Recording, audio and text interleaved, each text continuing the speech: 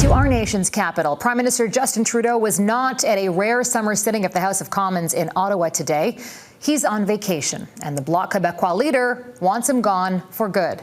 Yves-François Blanchet issued a public ultimatum saying he will try to trigger a fall election if the Prime Minister, his Chief of Staff, and his Finance Minister don't resign over the We Charity student grant controversy.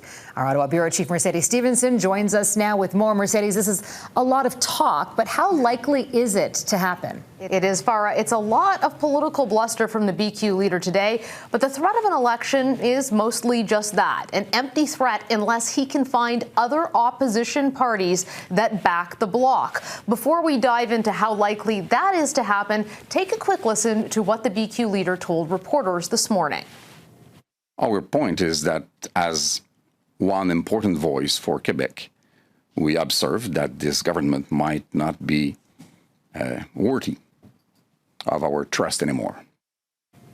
Now, other opposition parties have been critical as well, but in order to trigger an actual election and bring down the minority Liberal government, the BQ will need them to vote against the government. Here's the math on how that could work. Take a look at the House of Commons. The Liberals have 156 seats in the House. The Conservatives are probably the most likely opposition party to back the bloc if they went ahead, but even if you combine those two party seats, you still only have 153 MPs. That's not enough to topple the government. You'd need 4 more MPs from other parties to be on side to bring down the Liberals. And even if the Conservatives aren't a sure thing, and they're not at this point because they don't have a leader. We talked to Erin O'Toole's campaign, Leslyn Lewis's campaign, and Peter MacKay's campaign. They all told Global News that their candidates are focused on winning the leadership race right now before they think about other polls. That puts the NDP into the power player seat, but they've got low polling and low fundraising lately, which means they're unlikely to trigger an election. We don't think it's an appropriate thing right now to be trying to position for an election when we're in a pandemic, people need help, and we've been successful so far in bringing about our vision for a more compassionate response to COVID-19.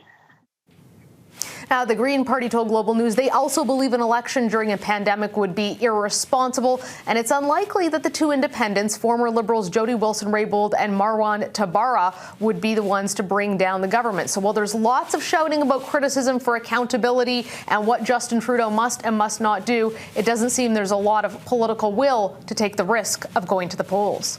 All right. Mercedes, let's go back to the Conservatives for a second, because Leader Andrew Scheer rose in the House of Commons today, and this is likely his last time as opposition leader. What was that moment like? A little unceremonious. I mean, typically when you have a leader stepping down, you have a lot more people getting up and giving speeches, but this was not a typical day in any way. We're not normally sitting here in the middle of August with the House sitting.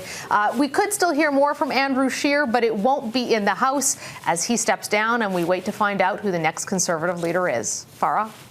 Mercedes Stephenson in Ottawa, thank you.